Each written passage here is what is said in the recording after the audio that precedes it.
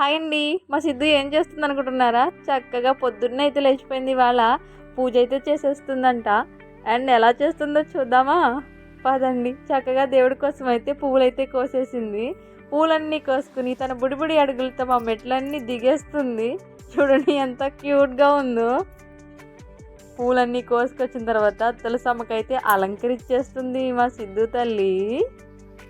చక్కగా పూలన్నీ పెట్టేసింది అన్నమాట. పెట్టేసిన తర్వాత భగవంతుడికి దీపం వెలిగించేసి అగరత్తు ధూపం చూపించేసి, అమ్మ బాబోయ్ ఇంత భక్త అనుకునేరేమో, దీని అల్లరి చేస్తే అస్సలు తట్టుకోలేము. ఇవాళ పూజా కాన్సెప్ట్లో ఉంది కాబట్టి చూసారా గంట కూడా ఎలా వాయించేస్తుందో. చక్కగా పిల్లలకి ఇలాంటి యాక్టివిటీస్ నేర్పించడం చాలా బాగుంటుంది కదా. పిల్లలు అలా క్యూట్గా చేస్తుంటే ఎంత చూడముచ్చటగా ఉంటుంది. వాళ్ళ అల్లరి ఎంత చేసినా సరే మనం చెప్పిన మాట వినేలా మనం పెంచగలగడం బాగుంటుంది కదా. చక్కగా చూడండి ఎంత క్యూట్గా దండం పెట్టుకుంటుందో. మీరేమంటారు ఈ వీడియోపై కామెంట్ చేసి చెప్పండి. Thank you for watching.